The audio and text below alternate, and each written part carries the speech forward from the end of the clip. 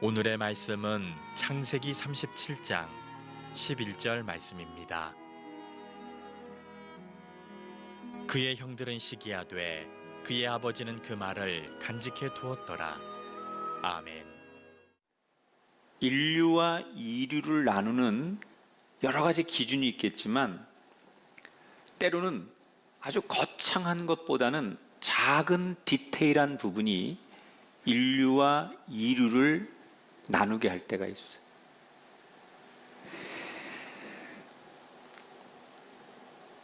오늘 저는 이제 여러분에게 오늘부터 이 창세기 37장 말씀부터 50장까지 우리가 성경에서 참 만나게 되는 흥미로운 인물 요셉을 이제 소개해 드릴 거예요.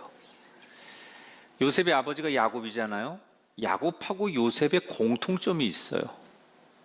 우선 야곱은 여러분 쭉 우리가 그동안 야곱을 공부했지만 야곱은 그렇게 인간적으로 훌륭한 사람이 아니잖아요. 사기치고 거짓말하고 속이고 기회주의자고 뭐 도덕적인 사람이 아니에요. 그래도 하나님이 은혜를 많이 주셨지만 은혜 받은 사람답게 살지도 않아요. 그런데 야곱은 하나님으로부터 엄청난 축복을 받아요. 요셉도 마찬가지예요. 요셉도 자기 형들하고 비교해 보면 형들은 일도 잘하고 굉장히 건장하고 그리고 능력이 있습니다. 인간적으로는 형들이 훨씬 더 멋진 모습도 많아요. 그런데 가장 못난 것 같은, 비교하면 부족한 것 같은 요셉이 하나님 앞에 축복을 제일 많이 받아요. 그 차이, 이유가 뭘까? 아주 디테일한 거예요. 아주 작은 그 별것 아닌 것 같은 것이 하나님의 마음과 눈에 들어오는 거예요. 그래서 우리는 자꾸 신앙을 거대한 프로젝트, 우리가 인류를 위해 많은 분들이 그런 고백하세요. 목사님, 저는 돈 벌어서요, 사업 잘 되면요, 저는 선교를 위해서 이런 걸 짓고 싶고요, 이런 걸 남겨놓고 싶고요. 그런 얘기를 많이 하세요. 너무 좋은 얘기인데 너무 그런 일에만 모든 것이 신앙의 전부고 업적이고 잘하는 게 아니다. 아주 디테일한 작은 부분들의 변화가 하나님의 마음을 움직일 수 있다는 것. 그래서 인류와 이류를 나누는 기준점은 큰 프로젝트가 아니라 아주 디테일한 작은 부분이다. 이 37장부터는 야곱의 11번째 아들인 요셉이 이제 등장을 합니다. 자, 요셉이 이미 그 라헬이라고 하는 여인을 통해서 태어난 이야기는 지난번에 설교에 나왔는데 본격적으로 성경이 요셉 이야기를 하면서 요셉의 나이가 오늘 17살부터 시작해요. 자, 1절, 2절을 볼게요. 야곱이 그의 아버지가 거류하던 땅에 거주하였으니 요셉이 17세의 소년으로서 그의 형들과 함께 양을 칠 때 요셉이 17살이었고 아버지가 108살이었습니다. 이때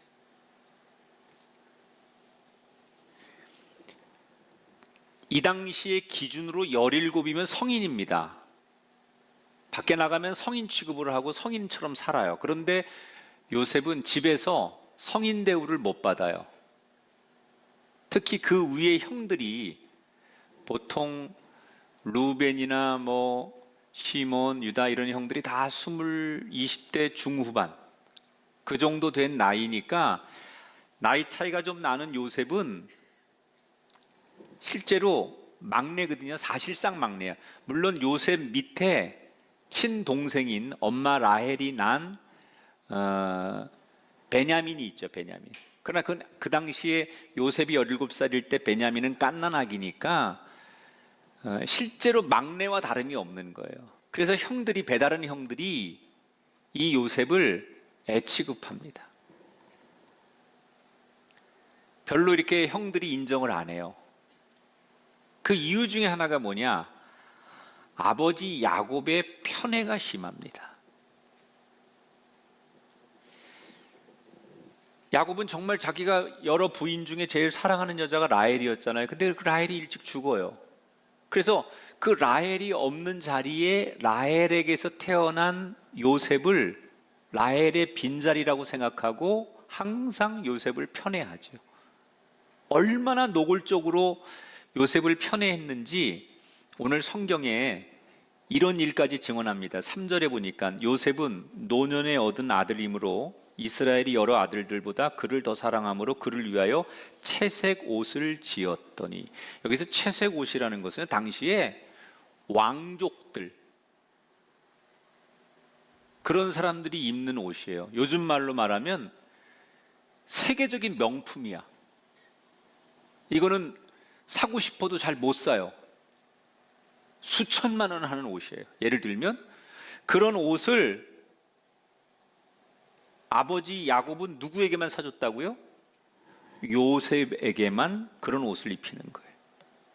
이 다른 형들은 한 번도 누려보지 못하는 엄청난 것들을 요셉에게 자꾸 주니까, 요셉은, 형들은 자기를 무시하지만 아버지는 자기를 너무너무 사랑해 주니까 더 아버지를 따르는 거예요.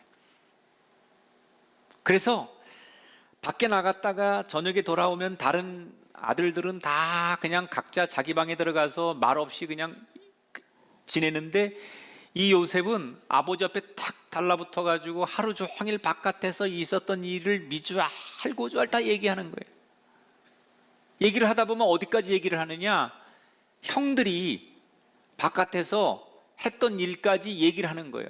아버지 오늘 형들이요 바깥에서 가난한 여자들하고요 술도 먹고요 담배도 피고요 오늘 모두 했대요 막 그러고 얘기를 해. 그러면 아버지가 또 펄펄 뛰면서 형들을 혼내는 거죠. 그러니까 결과적으로 요셉은 아버지에게 고자질하기 위해서 얘기하는 게 아니고, 아버지의 사랑을 많이 받으니까 아버지하고 밀착된 관계에서 아버지에게 거짓 없이 모든 걸 다 이야기하는 좋은 아들이에요. 그런데 형들 입장에서 보면 늘 이 요셉이 자기들의 부족함을 아버지에게 고자질하고 일러 바치는 동생처럼 보이는 거죠. 자, 여기까지 딱 정리를 할게요. 지금 여러분 들으면서 요셉이라고 하는 사람의 성격을 어떻게 정리하면 좋을까요? 전 이렇게 정리하면 딱 맞을 것 같아요. 우선 착한 것 같은데 시건방지고, 순진한 것 같은데 철딱선이 없고, 아버지한테 잘하는 것 같은데 파파 보이고, 그죠?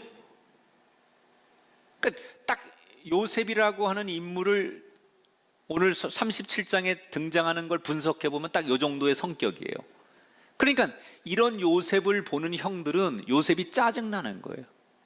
그리고 그런 요셉을 더욱더 편애하는 아버지를 보면 더더욱 짜증이 나는 거예요. 그러니까 이렇게 머리 큰 아들들이 아버지에게 짜증을 내고 동생과 갈등이 있는 이런 그 상황에서, 가정의 환경에서 오늘 37장은 우리를 어디로 인도하느냐, 어느 날 이 형들의 분노가 폭발하는 사건이 일어나요. 어느 날 이른 아침에 다 잠들어 있는데 이 요셉이 막 형들을 깨우는 거야. 형들 일어나봐요, 일어나봐요. 그 형들이 자다 말고 별로 친하지도 않은 동생이 자기를 깨우니까 신경질 내면서 왜 깨우는 거야 이 녀석아, 이렇게 부르니까, 아 형 내 얘기 좀 들어봐요. 내가 꿈을 꿨는데 이 꿈이 무슨 꿈인지 형들 들어보고 좀 얘기 좀 해줘봐요. 그러면서 꿈 얘기를 하는 거예요. 그런데 이 별것 아닌 꿈 얘기가 완전히 형들이 이 요셉을 정말 죽이도록 미워하게 만드는 계기가 되는 거예요. 자, 요셉이 꿈을 꿨는데 그 꿈 얘기를 합니다. 우선 이 꿈이 무슨 내용이기 이전에 이 꿈은 무슨 꿈이냐, 성경적으로 하나님이 요셉에게, 요셉의 가정에게, 그리고 이스라엘 민족에게 주시는 하나님의 계시예요. 지금 우리 시대는 하나님이 우리에게 계시하려면 말씀을 통해 하시는 거예요. 그래서 우리 시대는 말씀을 듣고 하나님이 우리에게 무슨 말씀을 하시는구나, 우리 가정을 통해서 어떤 계획이 있으시구나, 이렇게 우리 하나님의 계시를 말씀을 통해 받는 거지만, 구약 시대에는 말씀이 없으니까 하나님께서 환상이나 꿈을 통해서 계시를 해요. 그런데 그 꿈이라는 것은 우리가 보통 자면서 일반적인 사람들이 꾸는 꿈하고는 달라요. 그냥 우리가 평상시에 생각에 있다가 그것이 꿈으로 나타나는 그런 거하고 구약에서 말하는 하나님의 이 계시, 하나님의 말씀하신 꿈은 완전히 다른 거예요. 이건 본인이 느끼는 거죠. 그런데 지금 요셉에게 하나님이 그런 계시를 하는 건데 어떤 꿈을 보여주시느냐? 꿈속에 요셉하고 나머지 형들하고 곡식단을 이렇게 묶고 있었는데 자기가 묶고 있는 곡식단만 딱 서 있고 형들이 묶고 있던 곡식단이 다 삥 둘러가지고 자기가 묶고 있는 단에다가 절을 하더라는 거예요. 그러면서 이 꿈을 천진난만하게 형들에게 이야기하면서 형, 이게 무슨 꿈일 것 같아? 난 너무 생생한데 하나님이 왜 나한테 이런 꿈을 주셨지? 그리고 형들한테 아침 일찍 일어나가지고 형들을 깨워가면서 소란을 부려가면서 이 꿈 얘기를 하니까 형들이 얼마나 기분 나빠요. 얼핏 들어도 우리가 지한테 무릎 꿇고 절하고 받들고 그런다는 꿈이잖아요. 그러니까 형들이 기분이 나쁜 거예요. 여러분, 이 장면에서 형들은 하나님의 말씀엔 관심이 없어요. 지금 오직 이 당시 여러분 아버지 야곱이 굉장히 부자였어요. 그런데 그 아버지가 이제 돌아가시면 그 재산이 자식들의 재산이 될 건데 아버지가 워낙 요셉을 편애하고 채색 옷을 입히고 하니까 혹시 그 아버지의 모든 재산을 요셉에게 다 주려고 하는 건 아닐까? 온통 형들의 관심은 거기에만 있는 거예요. 그래서 하나님이 지금 자기네 가문에게 말씀하시는 계시에 관심이 없어요. 우습게 생각하는 거예요. 요셉만 이 꿈이 보통 꿈이 아니라고 생각하는 거죠. 그리고 또 며칠 지나서 또 꿈을 꾸고 형들에게 얘기하는 거예요. 어젯밤에는 해와 달과 11별들이 나를 보고 절하는 꿈을 꿨어요. 이것도 듣는 사람 입장에서는 기분 나쁜 이야기처럼 들리는 거예요. 자, 이런 이 두 번의 꿈을 꾼 얘기를 형들에게, 가족들에게, 아버지에게까지 요셉이 다 했습니다. 그런데 이 꿈 얘기를 듣고 형들과 아버지 야곱이 이 꿈을 어떻게 바라봤을까? 오늘 성경은 우리에게 그걸 얘기해요. 11절을 볼게요. 그의 형들은 시기하되 그의 아버지는 그 말을 간직해 두었더라. 자, 형들은 두 번의 꿈 얘기를 듣고 어땠다고요? 기분 나쁜 거예요. 시기하고 또 부럽기도 하고, 그래서 질투심 때문에 그 꿈을 무시하고 심지어 그 꿈 얘기를 하는 요셉도 미워했어요. 그런데 아버지 야곱은 어떻게 했어요? 그 아들이 꾼 꿈 얘기를 마음속에 깊이 고이 간직했다는 거예요. 자, 앞에서 제가 야곱이라고 하는 인물이 그렇게 도덕적이거나 그렇게 훌륭하지 않은데 왜 하나님이 야곱을 그렇게 축복하셨을까? 뭐가 우리하고 다를까? 요 부분이에요. 야곱은 어떤 장점이 있냐면 어떤 상황이 주어지면 하나님이 일하시겠구나라고 하는 하나님의 일하심을 기대했다는 거예요. 여러분, 인간적으로 보면 야곱보다 착한 사람이 더 많았어요. 그 당시에 성실한 사람도 많았어요. 그런데 보잘것없는 야곱을 하나님이 그렇게 축복하고 사랑한 이유가 바로 이거예요. 자기 아들들은, 요셉의 형들은 요셉 얘기를 듣고 하나님의 꿈 얘기를 듣고 다 기분 나빠하는데 해와 달과 11별 가운데 해와 달이라는 것은 아버지 엄마도 자기한테 무릎 꿇는다는 얘기 아니에요. 그런데 아버지는 자기 다른 아들들처럼 기분 나빠하지 않아요. 이거는 하나님이 우리 가정과 또 요셉을 통해서 일하시려고 하는 거구나라는 것을 그는 그렇게 해석을 하고 감정적으로는 기분이 나빠도 하나님의 일하심을 기대했다는 거예요. 우리는 내가 기도하고 내가 생각하고 내가 계획하고 내가 원하는 대로만 되어서 하나님이 그렇게 내 소원을 다 들어주고 내가 계획한 대로 응답해 주셨을 때만 하나님을 믿는 걸 잘 믿는다고 하는 게 아니라, 하나님을 잘 믿는다는 것은 일이 안 될 때, 고난이 올 때, 내 뜻대로 안 될 때, 아니 내가 부르짖은 대로 모든 것이 되지 않을지라도 전적으로 하나님의 일하심을 기대하고 믿고 따라가는 것을 하나님을 잘 믿는다고 하는 거예요. 그걸 하나님, 저 사람 하나님 잘 믿네? 그 얘기는 일이 안 될 때도, 힘들 때도 하나님의 섭리를 기대하는 사람. 이 대표적인 이런 관점으로 성경을 봐보세요. 우선 여리고성 사건을 한번 보세요. 자, 당시의 전략 지역인 여리고라는 성을 점령해야 돼요. 그러면 전략을 짜고 군인을 주시고 무기를 주고 그게 맞잖아요. 근데 하나님이 여호수아에게 뭐라고 말씀하시느냐? 그 도시를 매일 한 바퀴씩 도르래요. 그리고 마지막 날에는 7바퀴를 돌고 소리를 와 하고 지르래요.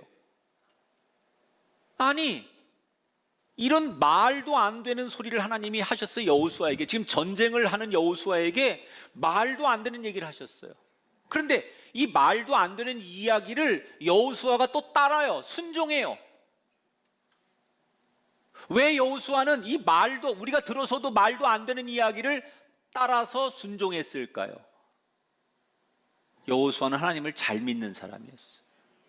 다시 말하면 이렇게 말씀하시는 하나님이 뭔가 계획이 있고 뜻이 있으시겠지. 우리가 잘 모르지만 하나님 말씀대로 그렇게 순종하고 돌면 하나님이 분명히 역사하시고 일하시겠지. 이런 기대감이 여호수아에게 있었던 거예요. 그래서 정말 그렇게 한 거예요. 하나님이 뭔가 하시겠지. 그리고 그대로 하니까 결국은 성이 무너지고 하나님의 일하심을 기대하고 순종했더니 하나님이 일하시는 것을 체험하게 되는 거예요.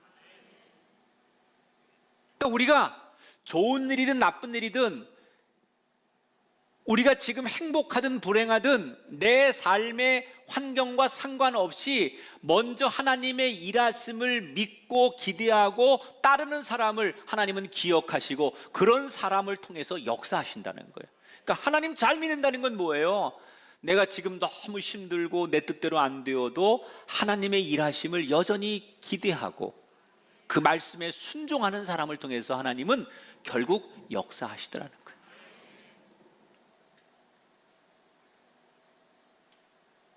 우리의 시선은 어디에 있습니까? 여전히 내 현실과 상황에 있습니까? 아니면 눈을 들어 하나님의 일하심을 바라보고 있습니까?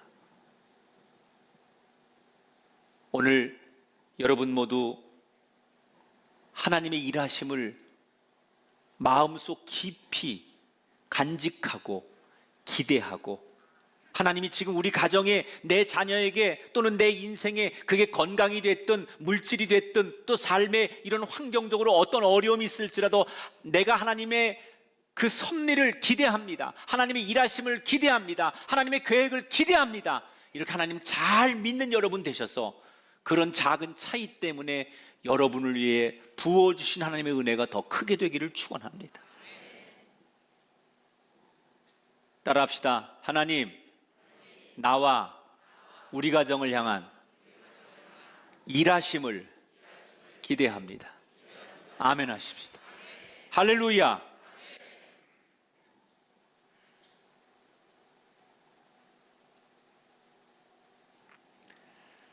아버지의 편에 형제들끼리의 시기, 철없는 요셉, 이렇게 불안불안하게 지금 요셉의 가정이 살아가고 있었어요. 그러다 오늘 성경 37장에 12절부터 36절에는 어떤 이야기를 우리에게 들려주느냐면, 어느 날 이 요셉의 형들이 10명이서 그 당시에 최고의 비즈니스는 목축업이에요. 양들을 키우고 돌보는 거예요.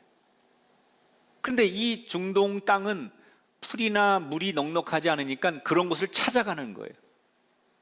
그래서 이 형들이 양들을 이끌고 풀과 물을 찾아서 어디까지 가느냐? 오늘 성경에 보니까 세겜 부근에 가서 양들을 돌보게 돼요. 지금 요셉이 살고 있는 곳에서 세겜까지는 한 80km 정도 되는데 보통 성인이 걸어서 3, 4일을 걸어가야 되는 거리예요.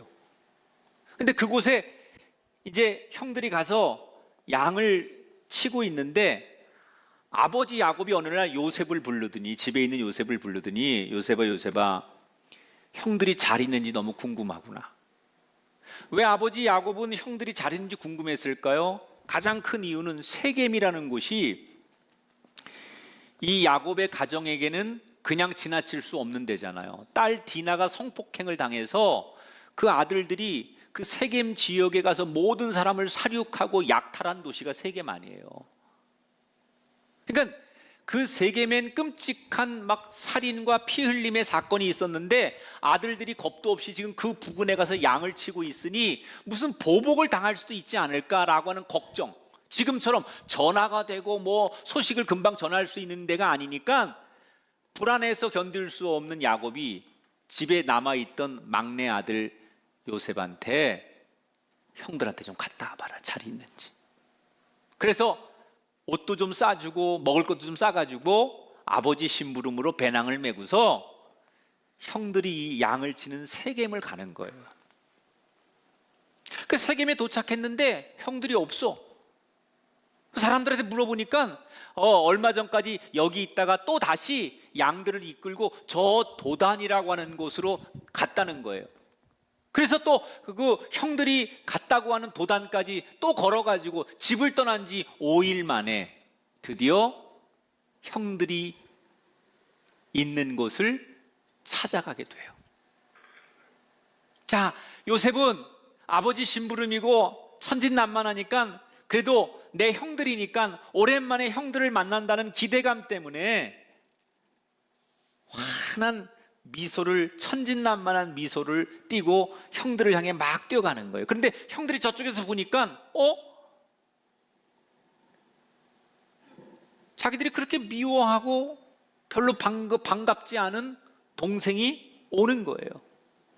여러분, 사람이 밉고 싫으면 머리카락 자체도 싫은 거예요. 이미 형들은 요셉이 너무 미우니까 저쪽에서 환하게 이를 드러내고 천진난만하게 웃고 오는 모습도 짜증나고 막 뛰어오면서 아버지가 입혀준 찰랑찰랑거리는 채색 옷도 짜증나는 거예요. 동생이 막 뛰어오는데 그 중에 한 형이 불쑥 이런 얘기, 야, 저 자식 저거 왜 온대? 또 우리를 감시해서 뭘 아버지에게 일러 바치려고 오는 거야? 저거 확 그냥 아버지도 없는데 여기서 죽여버려? 이러고 누군가가 툭 던졌어요. 그랬더니 옆에 있는 다른 또 형이, 야, 그래, 아버지도 안 계신데 이참에 저 자식 저거 구덩이에 빠뜨려가지고 다시 볼 수 없게 만들어버리자. 그리고 삽시간에 요셉이 뛰어오는 사이에 자기들끼리 주고받은 얘기 속에 이심전심으로 이 미운 털이 박히고 어쩌면 저 녀석만 없으면 아버지의 사랑, 아버지의 재산 모든 게 자신들에게 올 수 있다라고 하는 평상시에 가졌던 기본적인 생각들이 그대로 행동으로 반영이 되는 거예요. 그리고는 그들은 그 생각을 실행에 옮깁니다. 이때 장남인 루벤, 제일 큰형인 루벤이, 야, 그래도 어떻게 우리가 사람을 죽이냐, 야, 죽이는 건 안 돼, 이러고 뜯어 말려요. 그래서 당장 죽이지 않고 요셉이 오자마자 요셉을 그냥 양쪽의 형들이 팔을 꽉 이렇게 채워가지고 큰 구덩이에 집어넣었죠. 여러분, 저는 이 성경이 우리들에게, 현대인들에게 많은 것을 하나님 말씀하신다고 생각해요. 그 중에 하나가 뭐냐, 우리가 감정의 노예가 되고 감정에 사로잡히면 인생이 어떻게 되는지를 보여주는 거예요. 이 현대인들은요, 운전하다가도 막 자신의 감정을 어떻게 표현을 못 해가지고 막 팍팍 누르는 건 기본이고 막 문 열어서 막 열내고 괜히 지나가다 누가 쳐다봤다는 것 때문에 막 흥분하고 말 한마디에 막 감정이 막 우리가 지금 만나고 있는 대부분의 불행한 열매들은 다 감정의 노예가 되는 거예요. 이 감정은 참 소중한 건데 이 감정을 그때그때 내가 다스리고 이 감정을 잘 유지하고 감정을 좋은 데 써야 되는데 감정의 통제가 안 되는 거예요. 그래서 이 감정대로 슬프면 슬픈 대로 너무 기쁘면 너무 기쁜 대로 사람이 감정의 노예가 돼가지고 감정한테 끌려다니는 거예요. 계속. 지금 이 형들이 동생에 대한 분노, 열등감, 시기심, 질투심 이런 감정의 노예가 돼가지고 동생한테 끌려다니면서 결국 동생을 죽이겠다고 살인을 모의하는 거예요. 요셉이 갇힌 이 웅덩이는 구덩이는 어떤 것이냐? 이 가나안 땅 중동 지역에는요 우기와 건기가 있어요. 그래서 비가 올 때는 엄청 왔다가 1년 내내 비가 안 오는 거예요. 그러니까 이 사람들이 지혜가 있어요. 우기 때 비가 많이 올 때 큰 웅덩이를 여러 군데 파놓습니다. 입구는 요만하고 밑은 이렇게 크게 파놔서 마치 호리병처럼 항아리처럼 그런 웅덩이를 크게 파놓습니다. 그럼 거기에 물이 고일 거 아니에요? 그리고 이제 건기가 되면 사람들과 짐승들이 거기 와서 그것을 건기 때 먹도록 그런 웅덩이를 많이 만들어놔요.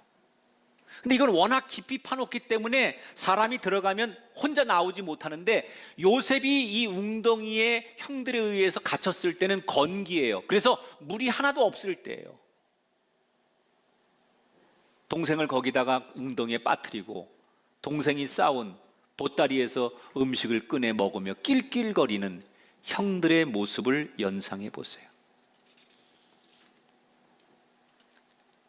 이렇게 동생한테 못된 짓을 하고 있는데 그래 동생을 죽이면 안 돼 라고 말했던 루벤이 잠시 자리를 비웁니다. 이때 때마침 저기서 이집트의 상인들이 낙타를 끌고 수십 명이 지나가는 거예요. 이걸 보고 있던 넷째 아들 유다가 형제들에게 뭐라고 말하냐? 야, 우리가 야곱 죽일 필요 뭐 있냐? 우리가 죽이면 살인하는 건데 저 녀석을 다시는 안 보는 방법이 있어. 저 상인들에게 노예로 팔아버리자. 그래서 구덩이에 빠진 요셉을 꺼내서 은 20세겔에 요셉을 이집트의 상인들에게 팔아요. 이때 겁에 질린 17살짜리 요셉이 이미 형들의 폭력과 형들의 이 분위기를 알았기 때문에 눈물로 형들의 이름을 하나하나 부르며 애처롭게 형 내가 잘할게 잘못했어 한 번만 살려줘 라고 몸부림치고 울부짖지만 그 모든 걸 외면하고 요셉을 팔아버려요. 구약 성경에 가장 예수님과 닮은 인물이 요셉이에요.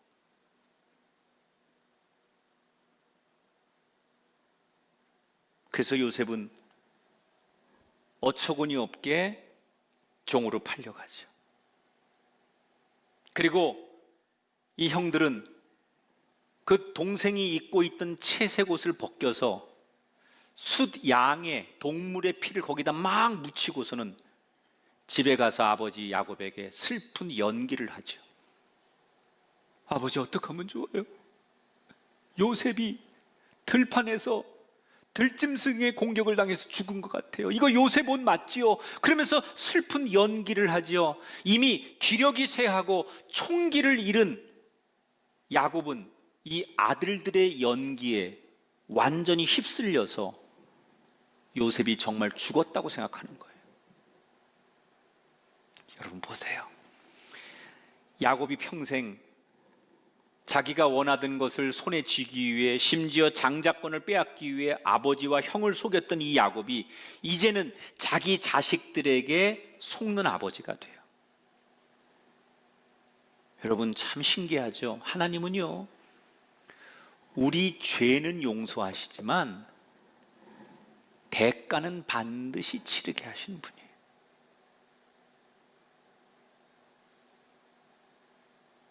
정말 우리가 함부로 살면 안 되는 거예요.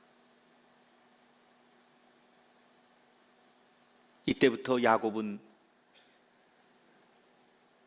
죽은 줄 알고 요셉이 대성통곡하며 인생의 의미를 잃어버리고 살아가는 거예요.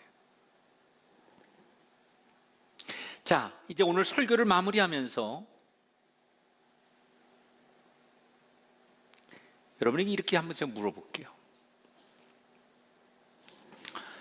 하나님이 요셉에게 꿈을 2번이나 계시하신 거예요. 내가 너를 이렇게 위대하게, 너를 통하여 이 구원의 역사를 이룰 것이고 너를 이렇게 세울 것이고 너의 가문을 이렇게 쓸 거다. 하나님이 요셉에게 2번이나 말씀하신 거잖아요.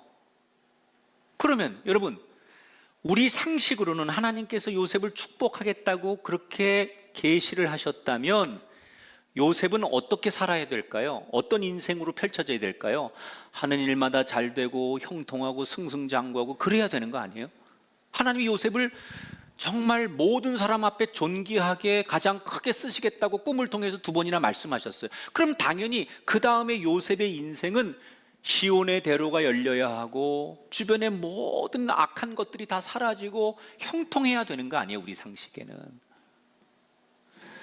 무슨 얘기를 하면 피차가 내.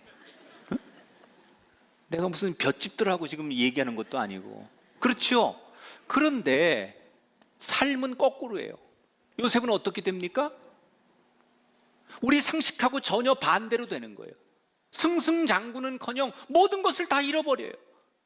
자기가 좋아하던 채색 옷도 잃어버리죠. 자기가 그렇게 좋아하던 아버지도 잃어버리죠. 노예의 신분이 되어서 한 번도 꿈꿔보지 못한 이집트에서 노예로 살아가는 거예요.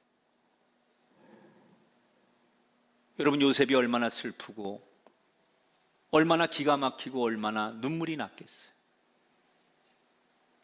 내가 만약 요셉이라면 저는 하나님을 원망했을 것 같아요. 하나님은 도대체 어디 계신 겁니까? 하나님은 도대체 살아계신 겁니까? 하나님, 당신이 공의의 하나님이 맞으십니까?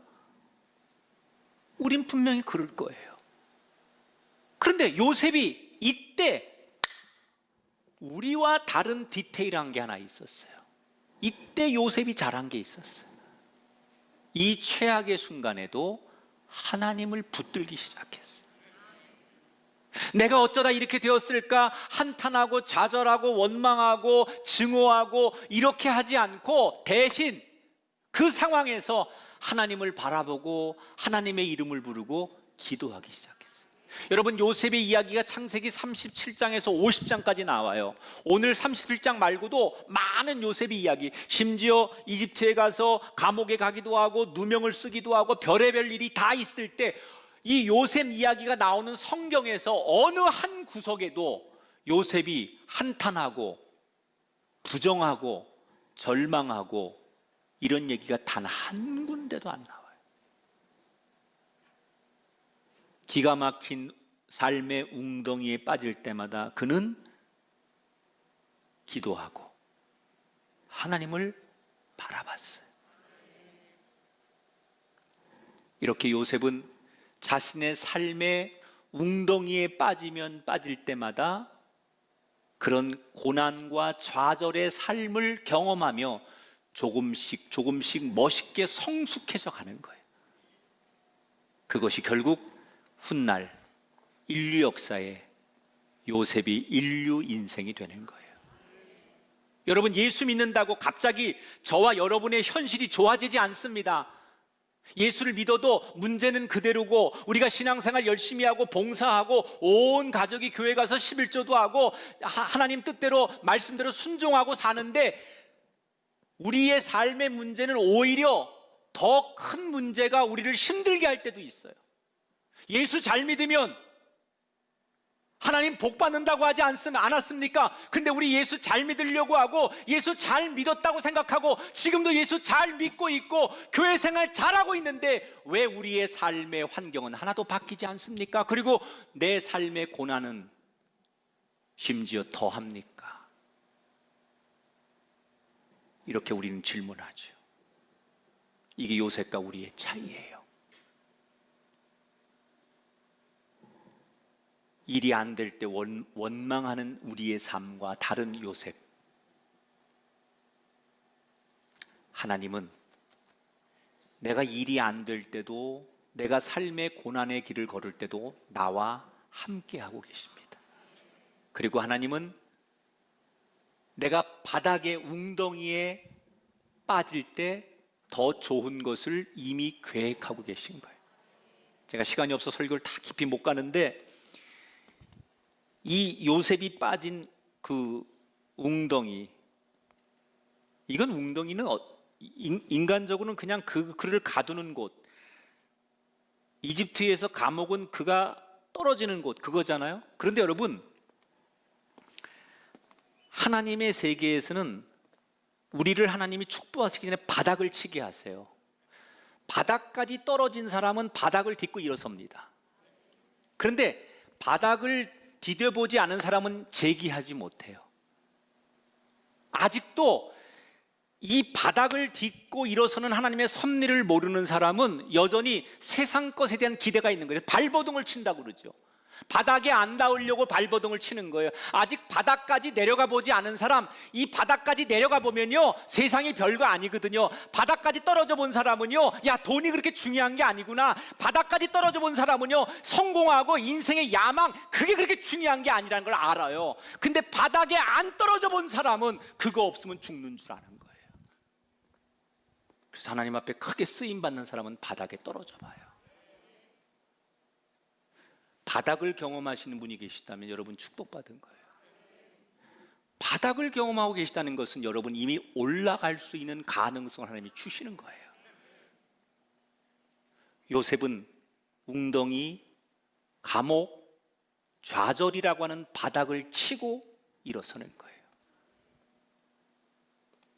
여러분에게 그 은혜가 있게 되길 축원합니다. 말씀을 정리합니다.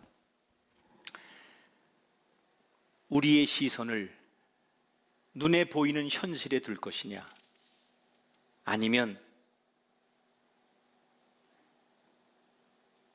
하늘을 보고 하나님을 붙들며 한탄과 절망과 한숨을 기도로 이어가겠느냐. 괴로울 때 주님의 얼굴 보라, 평화의 주님 바라보아라. 힘이 없고 내 마음 연약할 때 능력의 주님 바라보아라. 여러분, 이 고백이 진짜 우리의 본심이 되길 바랍니다.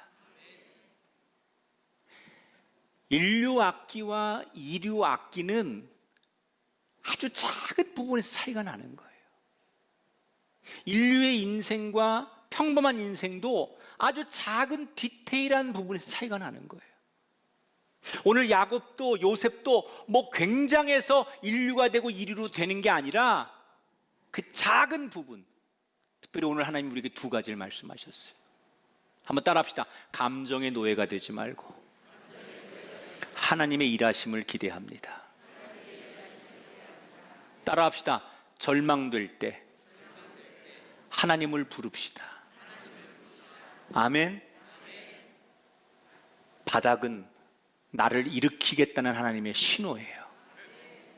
하나님은 내가 하나님을 못 보고 있다고 해서 하나님도 나를 안 보고 있는 게 아니에요. 나는 오늘 내 현실의 장벽 때문에 하나님을 못 보고 있을지라도 하나님은 여전히 나를 보고 계시고 나와 함께하고 계십니다. 이 요셉처럼 그 자리를 딛고 일어서서 진짜 인류가 되시기를 바랍니다.